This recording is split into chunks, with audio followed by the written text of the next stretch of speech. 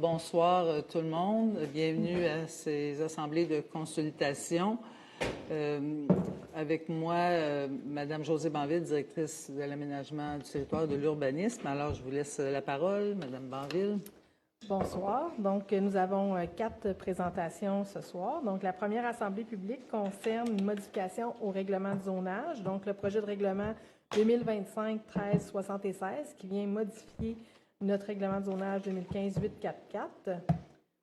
Le secteur visé par la demande concerne le secteur de la rue Boutour.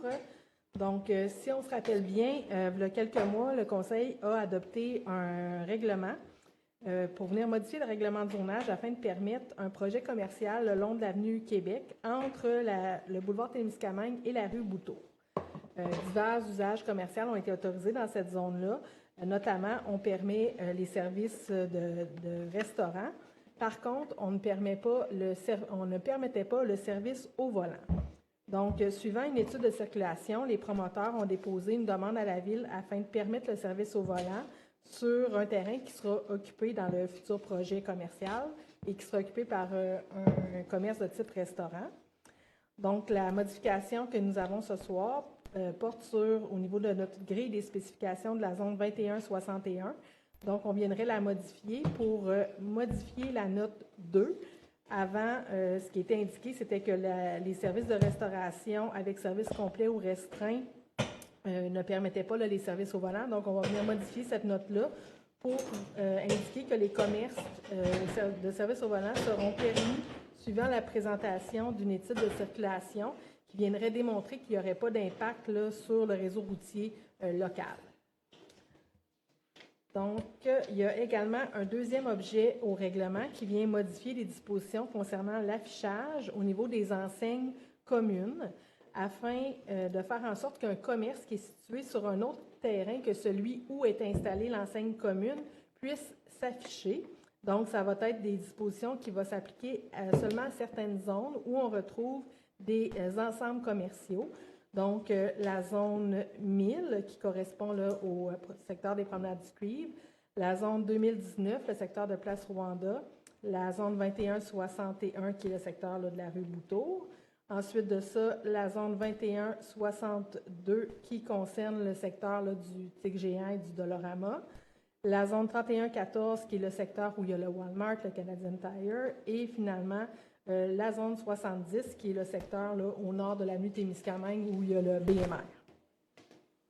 Donc, ce qu'on va venir faire en fait, c'est qu'on va venir ajouter un nouvel article qui va être l'article 261.4 qui va s'appeler « Dispositions spécifiques aux enseignes communes à l'intérieur de certains secteurs commerciaux » et qui va se lire comme suit. Une enseigne commune peut référer à la raison sociale ou le nom d'une entreprise dont les activités ont lieu sur un terrain autre que celui sur lequel elle est située uniquement lorsque toutes les conditions suivantes sont respectées. Donc, la raison sociale ou le nom de l'entreprise auquel il réfère doit être situé à l'intérieur de cette zone-là. Et comme je mentionnais, ça va s'appliquer spécifiquement pour les zones 1000, 2019, 2061, 2062, 3114 et 70. Par le fait même, on va venir retirer une ligne qu'on retrouvait à nos tableaux des différents types d'affichage que l'on retrouvait dans différents secteurs de la ville. Donc, on va venir retirer la ligne 7 qui concernait notamment les superficies qui étaient attitrées pour les enseignes communes. Et en retirant ça, en fait, des tableaux 5 à 8, ça va faire en sorte qu'on va appliquer la norme générale. Parce qu'en fait, on s'est rendu compte que notre norme sur les enseignes communes était plus restrictive qu'une enseigne normale, alors qu'on va souvent venir annoncer plusieurs commerces sur ces enseignes communes-là. Donc, il y avait un illogisme de ce côté-là, fait qu'on est venu corriger cette disposition-là. Donc, au niveau du calendrier d'adoption, le 28 avril dernier a eu lieu l'adoption du premier projet de règlement. Par la suite, il y a eu l'avis public de consultation le 7 mai dans le journal local. Aujourd'hui, le 26 mai, c'est l'Assemblée publique de consultation. Ce soir pourrait avoir lieu le second projet de règlement.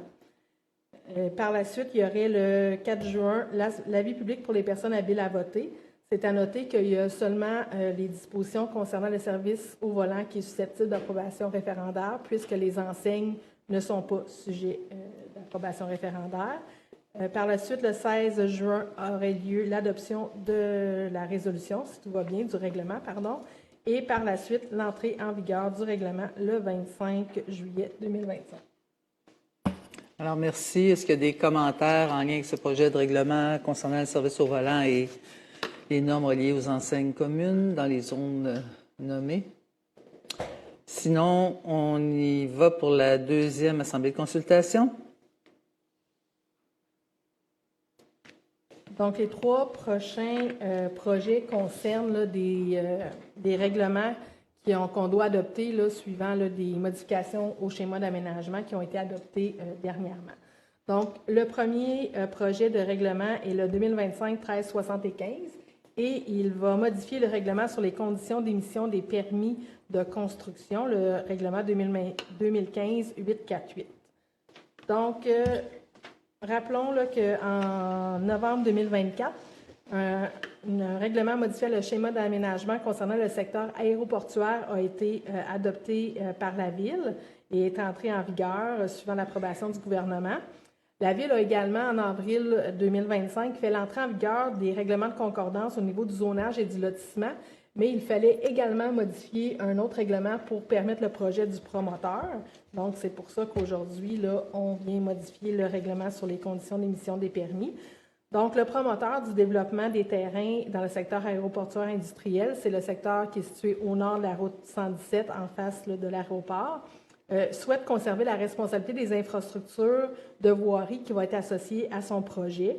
Donc, les rues qui vont y être construites seraient de nature privée. Nous, présentement, dans le règlement sur les conditions d'émission des permis de construction, ça ne permet pas là, la construction en bordure de rue privée, sauf dans certains cas, notamment, par exemple, des chemins de chalets et certaines zones spécifiques. Donc, le règlement vient nous permettre d'ajouter le secteur aéroportuaire pour répondre aux besoins du promoteur et que par la suite, nous puissions là, émettre les permis de construction qui vont être demandés sur ces rues-là. Donc, ce qu'on va venir faire, c'est qu'on va venir modifier le tableau 5, qui est intitulé « Construction en bordure de chemins publics ou privés hors du périmètre urbain ». Et on va venir insérer une nouvelle ligne qui va s'appeler « Milieu industriel ». Et on va venir ajouter la zone 6026 aux autres zones là, que vous voyez où c'était déjà autorisé la construction en bordure de rue privée. Juste pour vous situer également sur la carte, ici, on voit là, la zone 6026 là, qui correspond au parc aéroportuaire industriel. Donc, au niveau des étapes, il y a eu d'abord l'avis de motion et le premier projet de règlement le 28 avril dernier. Par la suite, le 7 mai, l'avis public de consultation. Aujourd'hui, le 26 mai, c'est l'Assemblée publique de consultation et ce soir pourrait avoir lieu l'adoption du règlement. Donc, il n'y a pas de second projet dans ce cadre-ci, puisqu'il s'agit d'un règlement qui n'est pas susceptible d'approbation référendaire. Et l'entrée en vigueur se ferait à ce moment-là le 4 juillet 2025. Alors, merci beaucoup. Est-ce qu'il y a des commentaires en lien avec ce projet de règlement pour les conditions d'émission de permis de construction et d'autorisation de construction de bâtiments à bordure d'une rue privée dans le secteur de l'aéroport? Sinon, on est à l'heure pour la troisième assemblée de consultation. Donc, le projet que nous regardons présentement est ce qu'on appelle là, un règlement de concordance.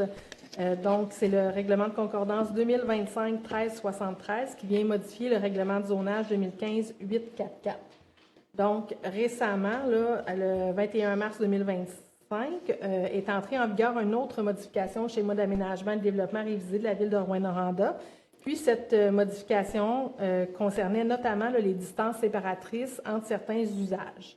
Donc, dans la Ville doit, dans les 6 mois qui suivent l'entrée en vigueur là, du règlement, adopter, modifier nos règlements de zonage et de lotissement pour assurer la concordance avec notre schéma qui est modifié.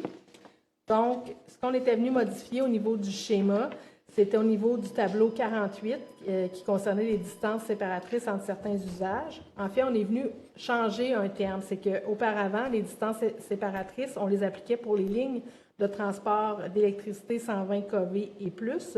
Et il n'y a pas de normes là, qui étaient vraiment gouvernementales par rapport à ça, ni Hydro-Québec n'avait de normes spécifiques. C'était vraiment, normalement, c'est les servitudes qui déterminent là, les distances à respecter. Donc, on est venu retirer, en fait, cette norme-là, puisqu'elle n'avait pas lieu d'être, et on est venu la remplacer par le thème poste électrique, centrale et barrage, parce que dans ce cas-là, c'est là qu'il y a plutôt des distances qui doivent là, s'appliquer. Donc, maintenant, on doit modifier notre règlement de zonage au niveau de notre tableau 23 qui concerne les distances séparatrices entre certains usages pour assurer notre fameuse concordance entre nos deux outils réglementaires. Donc, vous voyez, là, au niveau de la colonne avant, on appelait cette colonne-là ligne de transport d'énergie avec les différentes distances par rapport à différents usages, comme les usages commerciaux, résidentiels et tout ça. Donc là, on va venir remplacer notre titre de colonne qui va s'appeler maintenant poste électrique, centrale et barrage. Et on a gardé là, les mêmes distances qui étaient prévues au niveau là, de la réglementation précédente. Donc, au niveau du calendrier d'adoption du règlement de concordance, nous avons eu là, le 28 avril le projet de règlement.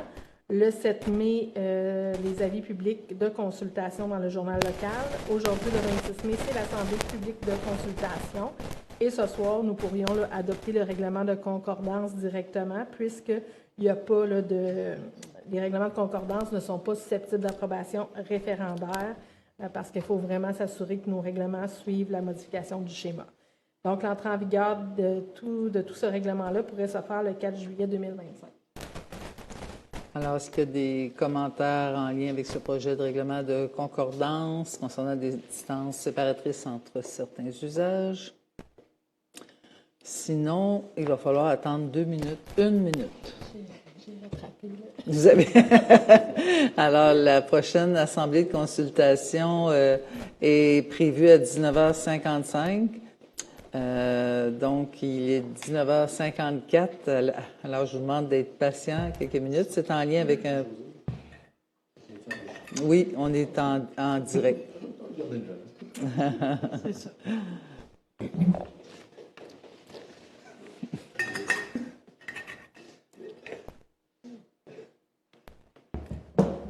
Donc, la prochaine assemblée de consultation, ce que je voulais dire, c'est en lien avec le projet de règlement concordance numéro 2025-1374 pour des règlements de lotissement.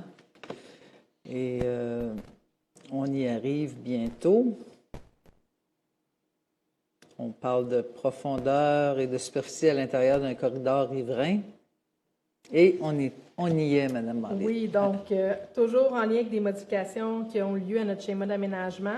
Cette fois-ci, pour, comme vous avez dit, Mme Dallaire, concernant des superficies de certains lots. Donc, rappelons que, encore une fois, le 25 mars, nous avons adopté le règlement modifiant notre schéma d'aménagement, que nous devons adopter dans les 6 mois notre règlement de lotissement en concordance avec cette modification-là. Donc, plus spécifiquement, dans le schéma, on est venu modifier le tableau 45 qui s'intitule « Norme minimale de lotissement » afin de retirer la profondeur minimale exigée pour un lot desservi, mais qui est non riverain à un lac ou un cours d'eau et qui est situé à l'intérieur, par contre, d'un corridor riverain. Donc, ce qu'on appelle corridor riverain, là, c'est un périmètre de 100 mètres ou 300 mètres selon si on est en bordure d'un cours d'eau, d'une rivière ou d'un lac. Ensuite de ça, nous avons réduit la superficie minimale des lots qui sont partiellement desservis ou non desservis pour des usages qui ne nécessitent pas de système d'alimentation en eau ni d'évacuation des eaux usées. Donc, en concordance avec cette modification-là au schéma, au niveau de notre règlement de lotissement, on va venir modifier là, le tableau 1 qui concerne les normes minimales de lotissement. Donc, on va venir retirer la profondeur minimale pour certains lots et on va venir ajouter des notes spécifiques sur le tableau suivant. Donc, au niveau de la superficie minimale des terrains, là, la première colonne, si vous regardez, là, on est venu ajouter au niveau là, des lots situés à l'extérieur d'un corridor riverain, la note 1 et la note 2, ainsi que pour les lots... non. Ça, c'est vraiment pour ces lots-là. Donc, ce qu'on est venu dire, c'est qu'on va pouvoir diminuer la superficie minimale des lots partiellement desservis à 1500 mètres carrés au lieu du 2000 mètres qui sont normalement exigés quand on va parler d'usages qui ne nécessitent pas de système d'alimentation en eau ni d'évacuation des eaux usées. Même chose pour nos lots non desservis. Donc, la norme régulièrement, elle est de 4000 m². On va venir la réduire à 3000 m.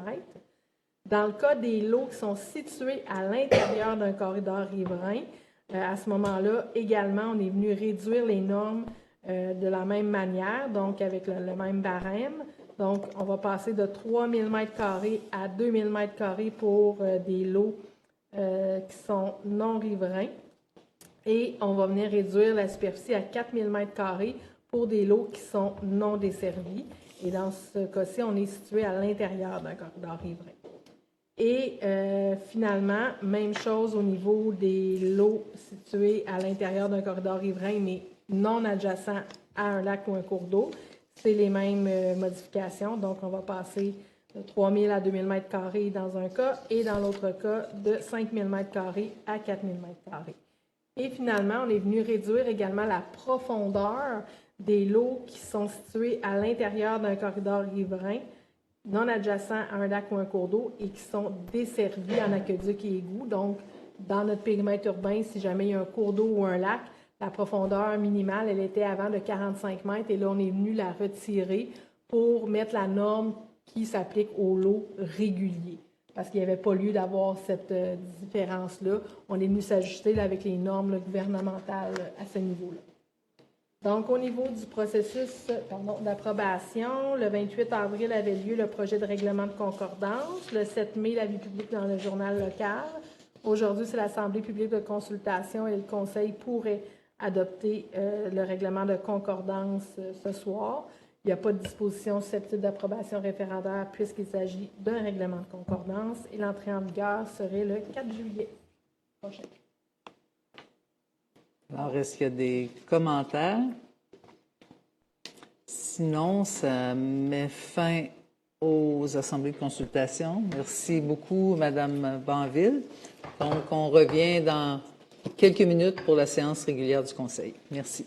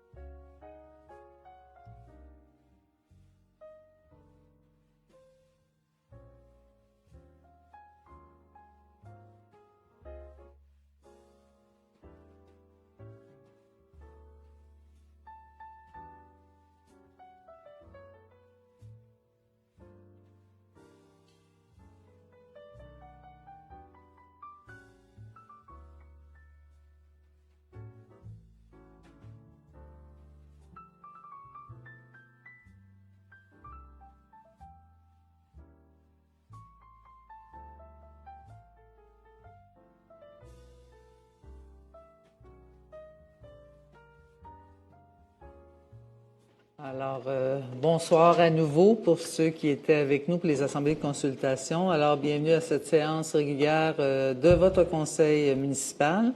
Donc, dans un premier temps, j'aimerais, Madame la greffière, pour l'adoption de l'ordre du jour, il y a des points à ajouter. Oui, donc avec les dérogations mineures, des projets de PPC-moi pour la rue Pinder-West et la rue Monseigneur-Chagnon dans le secteur de Cadillac.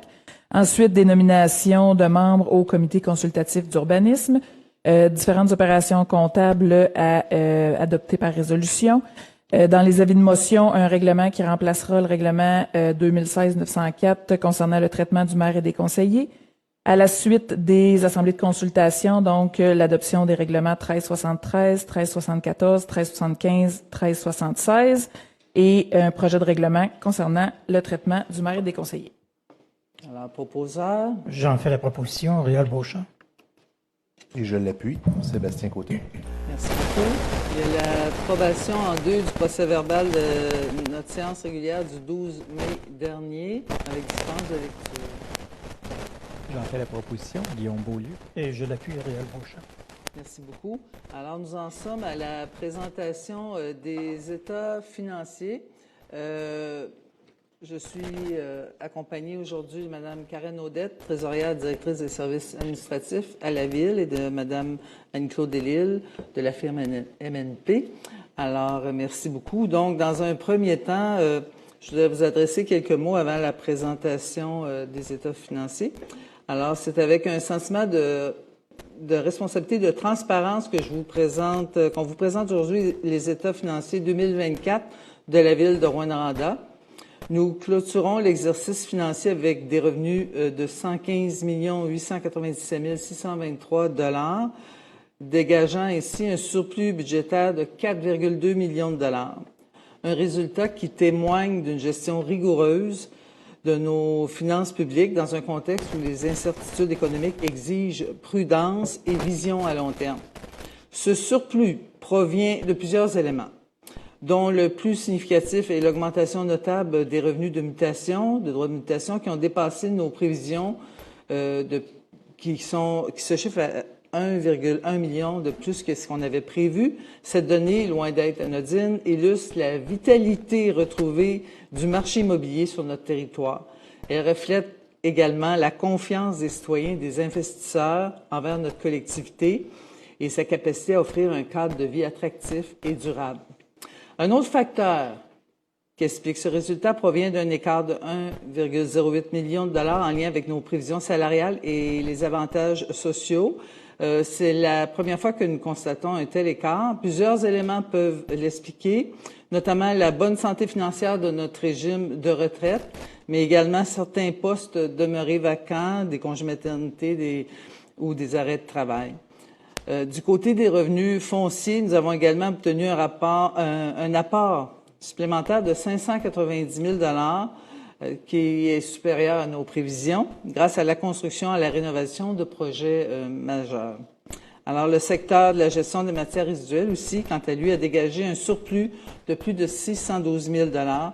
Ce résultat s'explique notamment par le renouvellement du contrat avec notre fournisseur de services, une nouvelle entente avec Éco-Entreprises Québec, mais également par une amélioration notable de la performance de notre organisation dans ce domaine.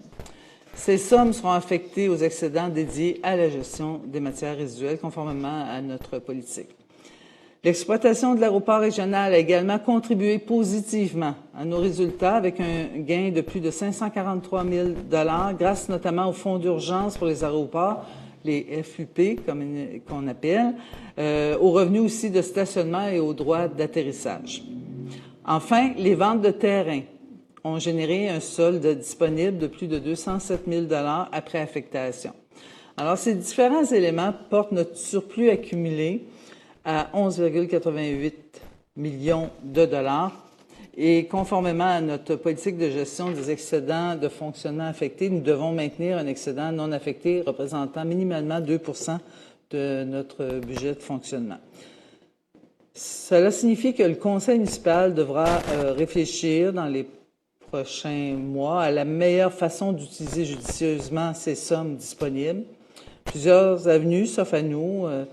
Réduire l'endettement, investir dans l'entretien et l'amélioration de nos infrastructures existantes ou encore d'appuyer des projets porteurs pour notre développement.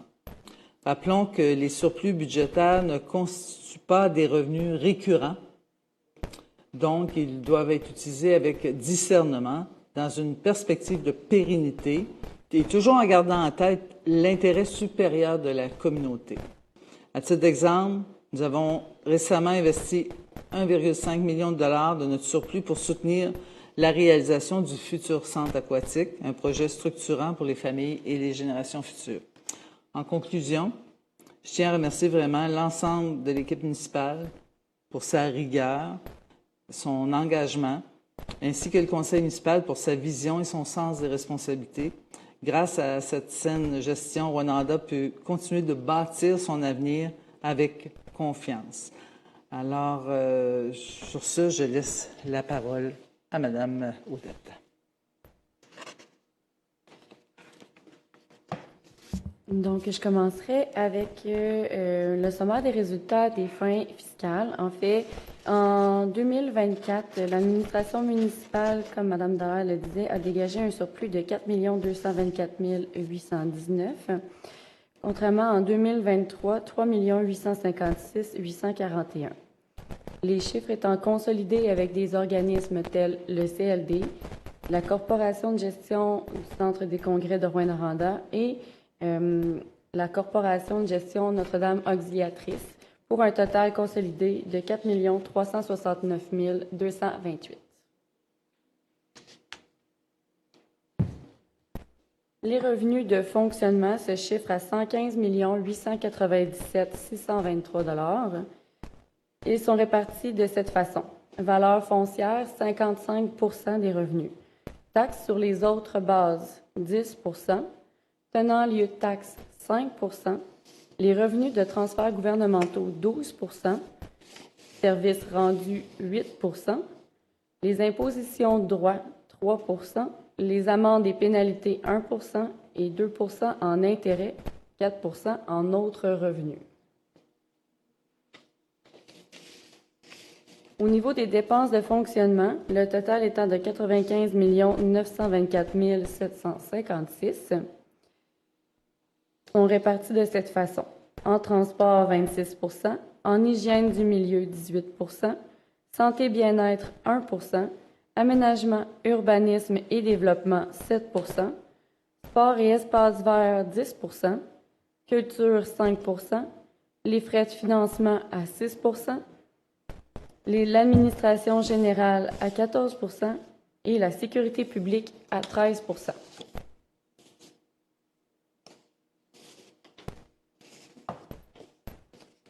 Au niveau de l'analyse de la variation de la dette au 31 décembre 2024, la dette au 1er janvier étant de 143 044 369, il y a eu des émissions de dette et des remboursements de dette, ainsi que des libérations au niveau des PAU-PME Feux de forêt, ce qui porte la dette au 31 décembre 2024 à 145 228 579, soit une augmentation de la dette pour 2024 de 2 184 210. Par contre, il faut faire le lien avec la politique de gestion de la dette au 31 décembre 2024. Donc, la Ville s'est dotée en 2014 d'une politique au niveau de la dette, laquelle apporte des niveaux de ratio pour chacun de ces calculs.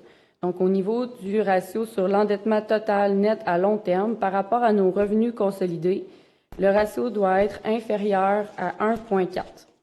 Ce ratio permet de comparer le niveau d'endettement à sa capacité à générer des revenus. Nous voyons qu'entre 2021 et 2024, le ratio n'a fait que s'améliorer. Au niveau du service de la dette consolidée par rapport à nos revenus de fonctionnement, le ratio doit être inférieur à 0,20. Cet indicateur permet de mesurer l'importance que la Ville doit consacrer au remboursement de ses engagements, capital et intérêts. Et nous voyons que la cible inférieure à 0,20 s'est améliorée en 2021 et 2024. L'endettement total net à long terme consolidé par rapport aux actifs doit être inférieur à 0,40. Ce ratio indique dans quelle mesure la Ville a emprunté pour payer ses actifs. En 2021 et 2024, le ratio s'est amélioré, passant de 32 % à 28 %. C'est ce qui conclut ma présentation. Merci beaucoup, Mme Odette. Alors, je vais passer la parole à Mme Annie-Claude.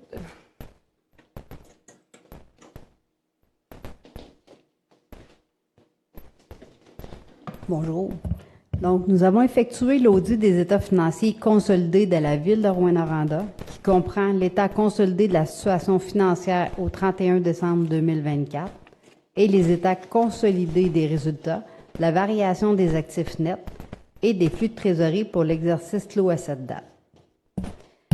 Dans le cadre de l'application au 1er janvier 2024, le chapitre « Obligations liées à la mise hors service d'immobilisation » pour le secteur public, la Ville n'a pas procédé à l'identification et à l'évaluation au 1er janvier 2024 et au 31 décembre 2024 des passifs au titre d'obligations liées à la mise hors service des immobilisations, ce qui constitue une dérogation aux normes canadiennes du secteur public. Nous avons effectué notre audit conformément aux normes d'audit généralement reconnues du Canada. La responsabilité de la direction est de préparer et de présenter fidèlement les états financiers consolidés conformément aux normes canadiennes dans le secteur public. La responsabilité de l'auditeur est d'obtenir une assurance raisonnable que les états financiers consolidés pris dans leur ensemble sont exempts d'anomalies significatives et que ceux-ci ne résultent d'aucune fraude et d'erreur et de délivrer un rapport de l'auditeur contenant notre opinion. Donc, à notre avis, à l'exception du chapitre que je vous ai énuméré sur les obligations liées à la mise hors service des immobilisations, les états financiers consolidés, dans tous leurs aspects significatifs, représentent une image fidèle de la situation financière de la Ville au 31 décembre 2024, ainsi que des résultats de ses activités. Alors, merci beaucoup, Madame Delisle. Donc, ce soir, c'est un dépôt. Oui, effectivement, la loi exige que ce soit déposé au Conseil. Il n'y a pas de résolution qui est requise. Ce sera un dépôt par la suite sur la plateforme là, du ministère des Affaires municipales. Qui sera public. Alors, merci beaucoup. Merci infiniment. Bonne soirée. Alors, nous allons poursuivre la séance du Conseil. Je pourrais commencer en attendant que les gens... Merci encore, Mme Audette. En attendant que les gens s'installent pour la suite du Conseil, ce soir, je suis accompagnée de Mme Hélène Hughes, en remplacement de notre directeur général. Merci beaucoup d'être là. Alors, avez-vous trouvé votre nom? Il y a beaucoup... C'est une place qui est... C'est une place tournante. Alors, au niveau des dossiers politiques, je voudrais apporter quelques points. Premièrement, je veux informer les citoyens et les citoyennes que ce soir, nous allons adopter un projet de règlement afin de modifier la rémunération des conseillers et des conseillères. Il est toujours délicat de faire ce genre d'exercice, mais il a été fait vraiment avec rigueur et pour plusieurs considérations. Alors, à l'aube des élections de novembre 2025, il y a lieu aussi de maintenir l'intérêt des citoyens pour la fonction d'élu, d'assurer de ce fait une saine administration de la Ville de Rouyn-Noranda. Et pour ce faire, il est nécessaire aussi de rémunérer ces fonctions d'une façon équitable. Considérant que les responsabilités sont toujours plus nombreuses, les responsabilités qui incombent aux élus de diriger une ville émergée, rappelons-le. Et je remercie vraiment les membres du comité qui ont travaillé sur ce dossier-là parce que c'est plusieurs rencontres, c'est un gros travail. Alors, on considère aussi le temps que les conseillers et conseillères doivent consacrer aux nombreuses réunions en plus des séances du conseil, notamment pour la gestion des quartiers ruraux. Alors, le nouveau règlement prévoit une modification. Dans le fond, si je l'explique bien, Mme Lagaffaire, le salaire des conseillers et conseillères, le salaire de base, le salaire à la mairie demeure le même, inchangé, on ne change rien. Mais on vient prévoir une modification au règlement pour une rémunération supplémentaire pour les élus qui présideront les conseils de quartier.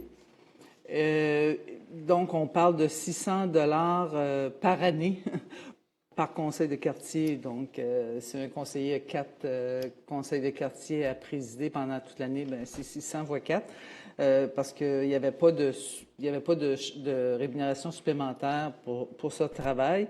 Et le règlement prévoit aussi que si éventuellement, parce qu'il y a un travail qui se fait présentement, on étudie la possibilité de mettre en place des commissions sous lesquelles seraient regroupés plusieurs comités. C'est toujours un travail, mais dans l'éventualité de sa mise en place, la mise en place des commissions, mais le règlement prévoit déjà une rémunération pour le président de la commission de 2 000 $ par année. Alors, ce sont les modifications qu'on va adopter ce soir par résolution. Aussi, je veux revenir sur le 22 mai dernier, il y a eu une consultation pour le secteur d'Alaire en vue d'un projet de développement résidentiel qui est envisagé dans ce secteur-là. Donc, la consultation a permis à de nombreux citoyens et citoyennes de s'exprimer. Et je remercie d'ailleurs l'équipe de Relations avec le milieu, les nombreux employés, les équipes qui étaient là pour accompagner aussi la séance de travail. Monsieur Beaulieu, je pense que vous avez été là pour le début de la rencontre. Alors moi, je veux souligner vraiment leur travail et on a voulu entendre les préoccupations des citoyens, surtout ceux du voisinage immédiat. Alors, on tient, ces réactions sont très légitimes là, et on tient à remercier toutes les personnes qui ont pris part à cet exercice. Et il y a eu une pétition qui a été déposée. Nous avons pris acte de la pétition déposée lors de la consultation. Et puis, il y a un retour formel là, qui va être effectué auprès des signataires, des participants, parce que pour nous, chaque voix citoyenne compte. C'est notre devoir aussi d'entendre toutes les opinions exprimées et d'en prendre considération. Alors, on ne peut pas faire abstraction du fait que Rouyn-Noranda vit une crise du logement. Il y a une pénurie de logement qui est vraiment criante et s'ajoute à ça, bien sûr, la relocalisation des gens de la zone tampon qui vient encore ajouter. Donc, c'est une priorité majeure pour notre administration, pour le Conseil. Et c'est de notre responsabilité de planifier les développements qui vont permettre d'offrir plus d'options à nos familles, à nos travailleurs, à nos aînés. Donc, on a le devoir, dans un premier temps, de relocaliser ces gens qui devront quitter leur demeure, mais aussi, par le fait même, tenter de répondre le plus possible à la crise du logement. Alors, tous les efforts sont mis en ce sens-là. Et on veut bien sûr que le développement soit cohérent avec tous nos objectifs en matière d'aménagement du territoire, dans respect avec l'environnement et ces choses-là. Donc, c'est une première démarche. Il y aura d'autres. Là, il y a des études qui se font au niveau écologique et géotechnique. Puis par la suite, on va venir préciser davantage les choses, toujours dans le respect de l'environnement et du milieu. Et on va pouvoir peut-être mieux cibler le développement dans le secteur. Puis il y aura d'autres rencontres éventuelles pour revenir avec les citoyens du secteur. Donc, mais on veut vraiment créer un développement harmonieux et respectueux du caractère naturel des attraits de ce quartier. Alors, c'est ce que j'avais à dire au niveau des dossiers politiques. Nous en sommes à la demande des citoyens. Si des citoyens sont présents dans la salle et souhaitent s'adresser au Conseil, je vous invite à vous avancer, à vous nommer, et puis on va répondre à vos questions. Sinon, puis je rappelle aux gens qui sont à distance que vous pouvez toujours, on n'a pas reçu de questions écrites, que vous pouvez toujours faire parvenir vos questions par courriel et puis on sera heureux d'y répondre en séance publique. Alors donc, nous irons donc au point 6 pour les dérogations mineures et les PPC-moi, Mme Carignan. Oui, bien sûr. Donc, on va avec le 571 avenue Murdoch, présenté par Yves Patry, Plomberie Chauffage Inc. Un avis favorable du CCE relativement à la localisation de la pompe, la thermopompe et des sorties d'air. Je vous prends les trois favorables. Oui. Au 1130 chemin Robert, présenté pour 155 856 Canada Inc. Un avis favorable du CCE relativement à la subdivision projetée visant à créer le futur lot 6 673 281 et cadastre du Québec qui serait remplacé. Au 8002, rue du Souvenir, présenté par la Ville de Rouyn-Noranda. Un avis favorable du CCE relativement à l'ajout d'une 5e enseigne. Alors, vous faites la proposition. J'en fais la proposition. Et je l'appuie. Merci. Il n'y avait pas de commentaires dans la salle, donc c'est recommandation favorable. On poursuit. Donc, je vais avec les conditionnels. Au 144 rue Tardy-Est, présenté par 9425-7318 Québec Inc., un avis conditionnellement favorable du CCU relativement au maintien de 2 cases de stationnement. J'en fais la proposition. Je l'appuie. Pas de commentaires dans la salle. D'accord. La suivante, au 340 avenue du Fresnoy, présenté par Mme Isabelle Cameron et M. Hugo Barrette, un avis conditionnellement favorable du CCU relativement à la construction de bâtiments accessoires, garage. Et j'en fais la proposition. Est-ce qu'il y a des commentaires dans la salle avant? Avant que j'appuie? Avant que vous appuyiez? Non, allez-y. Donc, J'appuie. on poursuit. Au 2045 boulevard Rideau, présenté par Motosport du Cuivre Inc., un avis conditionnellement favorable du CCU relativement à l'installation d'une deuxième enseigne au sol. Et j'en fais la proposition. Des commentaires? Sinon, Je l'appuie. d'accord. Au 2313 boulevard Témiscamingue par M. Jimmy Truchon, un avis conditionnellement favorable du CCU relativement à la construction d'un bâtiment accessoire de type dôme. Et j'en fais la proposition. Des commentaires? Non. Je l'appuie. Pour le lot 6 626 248 au cadastre du Québec, avenue Québec, présenté par 93 77-53 77 Québec Inc., un avis conditionnellement favorable du CCU relativement à la construction d'un escalier extérieur. Ce dossier sera reporté au 9 juin pour permettre des validations additionnelles. Est-ce qu'on a Oui, pas s'il vous plaît. d'option? Oui. Je propose un report. Et je l'appuie. Alors, c'est reporté au 9 juin. Oui. Au 6913 route des Guebels, présenté par M. Daniel Rioux, un avis conditionnellement favorable du CCU relativement à la construction de bâtiments accessoires en forme d'arche. Est-ce qu'il y a des commentaires dans la salle? On fait la proposition. Je l'appuie. Au 657-659 avenue La Rivière, présenté par M. Patrick Lauzon, un avis favorable du CCU relativement à la localisation de la galerie et de la pergola et défavorable relativement en marge de recul avant de l'escalier de la galerie. Est-ce qu'il y a des commentaires dans la salle? J'en fais la proposition. Et je l'appuie. La suivante, au 31 avenue La Fontaine, présenté par Mme Evelyne Bruno et M. Danny Bédard. Un avis conditionnellement favorable du CCU relativement à l'agrandissement du stationnement et défavorable à la superficie d'espace vert en cours avant. Oui.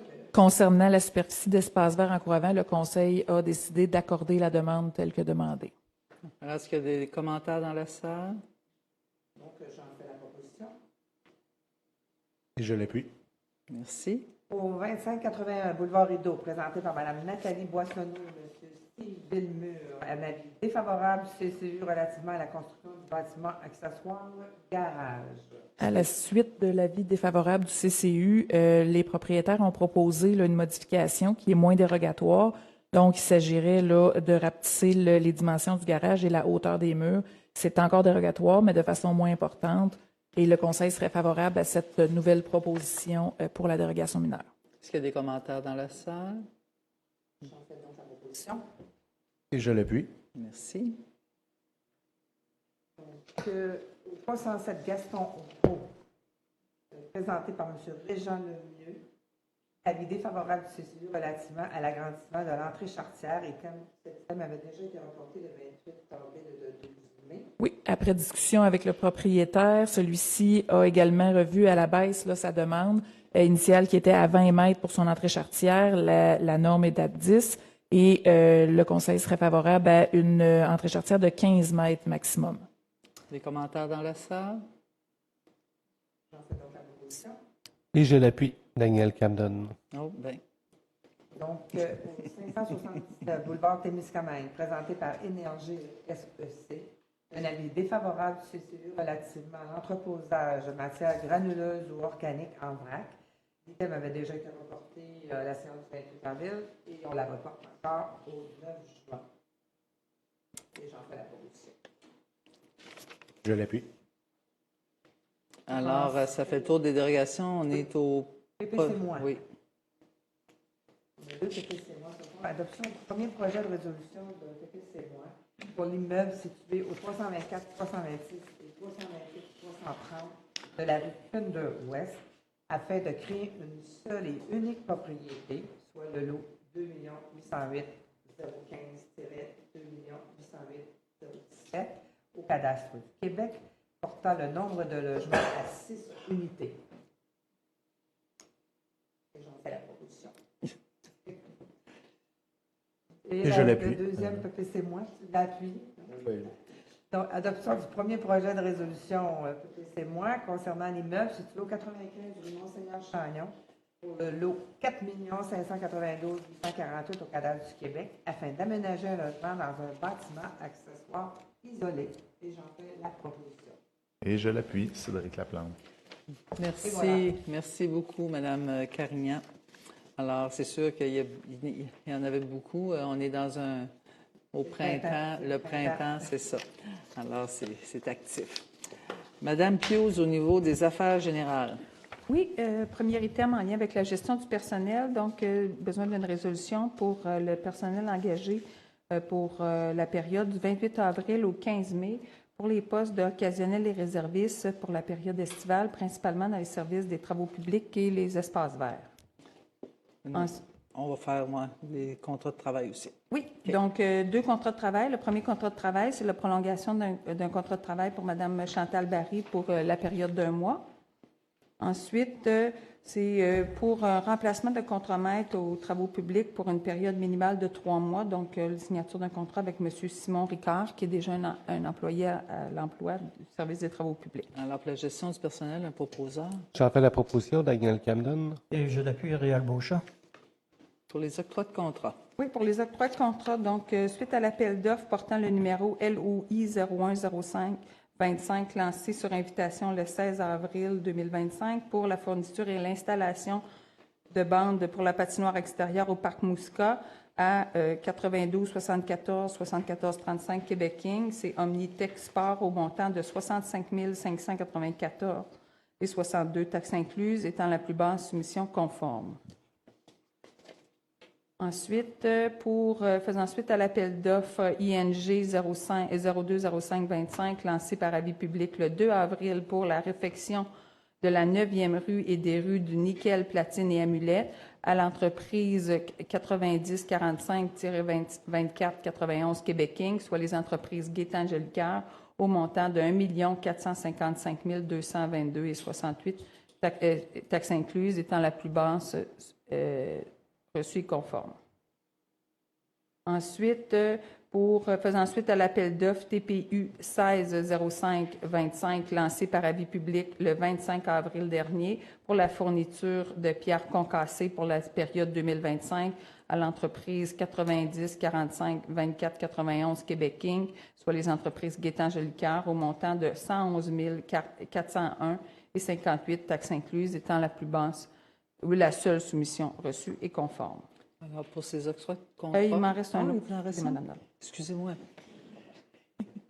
Suite à l'appel d'offres TPU pour les travaux publics 160525B, lancé par avis public le 25 avril 2025 pour le contrat de fourniture de béton et de ciment pour l'année 2025 à Béton Fortin Inc. au prix unitaire de 298 le mètre cube, étant la seule soumission reçue et conforme.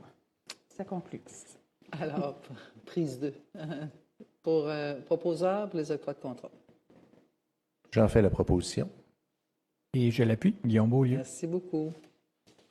Oui, au niveau des ventes de terrain maintenant, donc besoin d'une résolution pour la vente du lot 4 593 129 au cadastre du Québec. C'est un terrain de maison mobile dans le quartier Cadillac.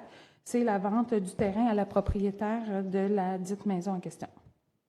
J'en fais la proposition, Cédric Laplante. Un appuyeur. Et je l'appuie, Daniel Camden.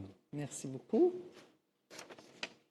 Oui, besoin d'une résolution pour l'autorisation d'une signature d'une convention d'aide financière concernant le versement d'une subvention du gouvernement du Québec pour un projet qui sera financé dans le cadre d'Oasis.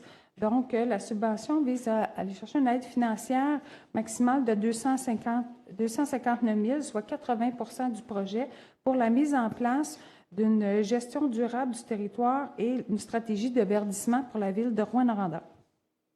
J'en fais la proposition. Yves Trollet. Et je l'appuie, Louis Dallaire. Merci beaucoup, Mme Pius. En 8, les sujets des membres du Conseil, M. Camden. Oui, je voudrais profiter de la soirée pour féliciter Mme Émilie Auclair pour sa médaille de bronze au championnat panaméricain de master en haltérophilie qui ont eu lieu à Bâton Rouge au début mai. Félicitations, Émilie, pour cette belle réussite, surtout à l'aube de tes 40 ans. Je pense que ça mérite une main d'applaudissement, puis on est fiers de toi. Monsieur Côté. Bien, le conseil municipal souhaite bon succès à 2 athlètes de Gym Express qui participeront au championnat canadien, dont M. Olivier Gobert en trampoline. M. Gobert avait terminé 4e cet hiver dans une compétition de haut niveau. Et Mme Maëlie Boissonneau en gymnastique artistique féminine. Donc, bon succès. Oui, bon succès à nos athlètes. Merci beaucoup, M. Côté. Au niveau de la correspondance, on a, on disait tantôt, beaucoup de dérogations mineures, PPCMA, mais aussi beaucoup d'événements. Ça bouge beaucoup à Rouyn-Noranda. M. Côté, peut-être la liste des demandes d'autorisation d'événements?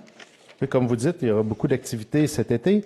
Donc, premièrement, Forêt en fête, qui est une compétition de scie à chaîne qui se déroulera le samedi le 7 juin, l'avenue Carter. On a la fête des voisins d'Arnfield, aussi le samedi 7 juin. Qui se déroulera au comité à l'intérieur et à l'extérieur de la salle communautaire à Arnfield. Et la fête des voisins 2025, encore une fois, samedi le 7 juin, sur la rue Duvernay, place Saint-Pierre. Donc, le samedi 7 juin, une bonne œuvre d'activité. Vous avez aussi la mini-tournée printanière, vente de produits mardi le 10 juin, à l'intérieur et à l'extérieur du stationnement devant la 87 de l'avenue principale, par la boutique Elena Art de Vivre. Vous avez une journée plein air, organisé par les membres de l'association le samedi 14 juin à l'aréna de Cadillac, dans le stationnement de l'aréna, au terrain de balle et au terrain de tennis du quartier de Cadillac. Un match d'improvisation à thématique historique, vendredi le 13 juin et samedi le 14 juin à l'extérieur de la Maison du Milon. Et le Festival d'humour émergent, des spectacles extérieurs le 26, 27 et 28 juin dans le stationnement Europarc de la 7e rue.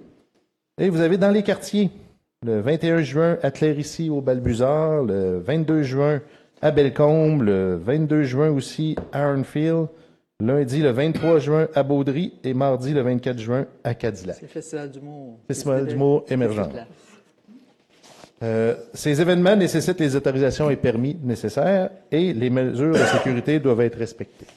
J'en fais la proposition et je vous souhaite que la météo soit au rendez-vous et que les citoyens soient au rendez-vous. Évidemment, je l'appuie. Réal Beauchamp.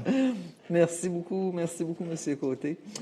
Au niveau des affaires politiques, je ne sais pas si Mme Carignan, vous souhaitez annoncer la nomination des membres. Oui, on a deux membres du CCU qui vont joindre, 2 nouveaux membres qui vont joindre à nous au CCU. Je remercie les 2 personnes sortantes, au moins M. Frédéric Savard, qui lui, ça fait déjà Savard d'Alain, qui fait déjà depuis 2017 qui est avec nous, qui n'a pas souhaité renouveler. Donc, je en profite pour le remercier. L'autre, le poste était vacant déjà depuis un certain temps. Donc, on a Madame, je n'ai pas les noms, moi. Madame Annie Ferland et M. Denis Lafont. Denis Lafont. C'est M. Bolduc qui a quitté aussi. M. Bolduc qui avait été nommé, mais il n'a pas assisté. D'accord. Il a assisté à une rencontre. OK. Puis, Laurent lui convenait. D'accord. Alors, on remercie. Ça fait la proposition de D'accord. ces 2 personnes. Et je l'appuie. Merci beaucoup. Alors, merci à ces gens qui ont décidé de s'impliquer au niveau de notre comité consultatif d'urbanisme. Pour les procédures administratives, Mme la greffière. Oui, une première résolution concernant le projet Les Marginales. Le gouvernement du Québec, via la Société d'habitation du Québec, a permis le versement d'une contribution exceptionnel, si on peut dire, pour permettre là, le financement du projet de 936 656 $. Donc, c'est un montant qui a été versé à la Ville et maintenant la Ville peut le verser directement au marginal conformément à l'entente intervenue avec la Société d'habitation du Québec. Ensuite, une autorisation de signature, demande de bail auprès du ministère de l'Environnement pour l'accès public de la Ville sur le domaine hydrique de l'État, donc en bordure du lac, dans le secteur de Bellecombe. Il s'agit d'une autorisation de signature pour régulariser le bail déjà existant. Ensuite, le CPE, le CEPT, on est dans le secteur du chemin Saint-Luc qui prévoit toujours procéder à la construction de son immeuble, avait un délai jusqu'en 2025, considérant là, que les travaux ne sont pas débutés pour le moment, donc souhaite pouvoir bénéficier d'un délai additionnel pour la réalisation des travaux. C'est toujours un projet qui est d'actualité. Et finalement, nous avions adopté la résolution 2025-382 concernant l'événement Ossico en lumière pour 2025. Donc, il s'agit là d'une autorisation additionnelle qui est requise pour les soirées dansantes, là, dont c'est prévu après les spectacles en soirée. Alors, un proposeur. J'en fais la proposition. Guillaume Beaulieu. Je l'appuie. Ensuite, en lien avec l'adoption des états financiers, ce que vous avez mentionné en début de rencontre. Donc, il s'agit d'adopter 4 résolutions.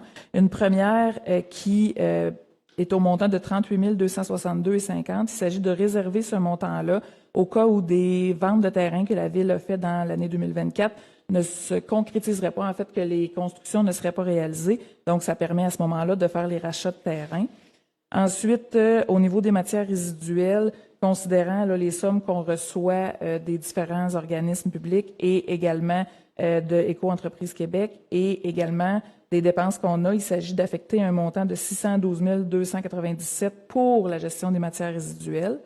Au niveau des frais d'utilisation par passager à l'aéroport, on parle d'un montant net de 403 015,60 $ à réserver pour des projets à l'aéroport. Et finalement, un montant de 728 229 $ qui sera mis là, dans un excédent affecté pour l'entretien des routes rurales. Alors, un proposeur pour ces opérations d'affectation. J'en fais la proposition. Cédric Laplante. Et je l'appuie. Guillaume Beaulieu. Merci beaucoup. Merci, Mme la greffière. Au niveau des recommandations des conseils de quartier, M. Laplante. Oui, j'aurais 2 demandes. Pour le conseil de quartier de D'Alembert, j'ai une répartition de l'enveloppe des dons et subventions du quartier pour 2025 au comité des loisirs de D'Alembert, parrainé par l'Association sportive de D'Alembert pour des activités dans le quartier au montant de 2 300 $.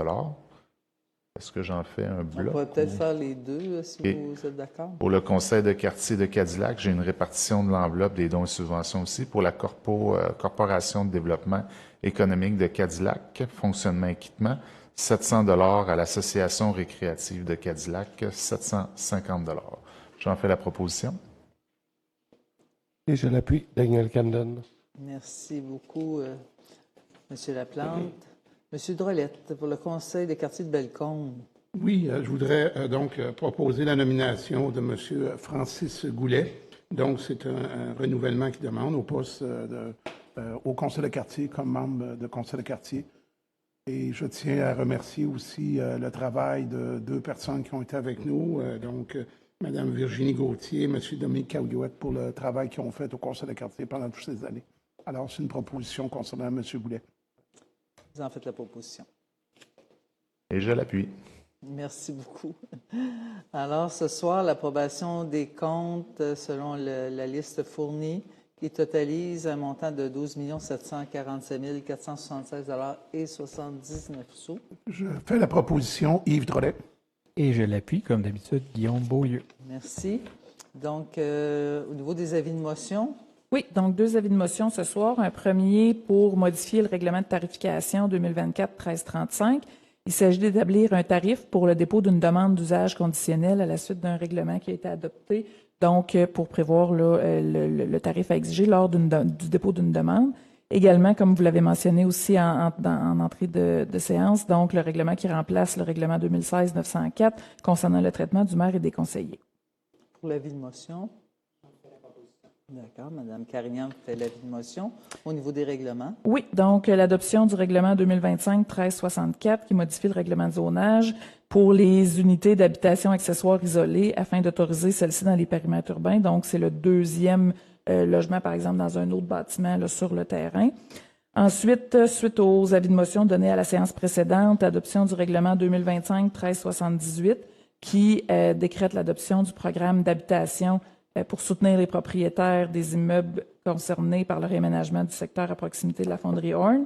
Également, le 2025-1379, qui est un programme d'habitation aussi complémentaire au programme visant à stimuler le développement et la concertation d'initiatives publiques et privées en matière d'habitation. C'est pour les projets qui sont financés par Desjardins, FTQ ou encore Fonds d'action dans le cadre d'une entente avec le gouvernement du Québec. Ensuite, suite aux avis de motion qui ont été donnés précédemment, donc le règlement sur la tarification, suite aux assemblées de consultation publique, donc l'adoption du règlement de concordance 1373, 1374 et 1375, l'adoption du second projet 2025-1376 concernant le service au volant dans le secteur boulevard Témiscamingue, avenue Québec et les normes reliées aux enseignes communes, et finalement le projet de règlement qui concerne le traitement du maire et des conseillers. Mme Carignan. Et je l'appuie. Monsieur Camden. Alors, merci pour les questions pour les journalistes après. D'accord.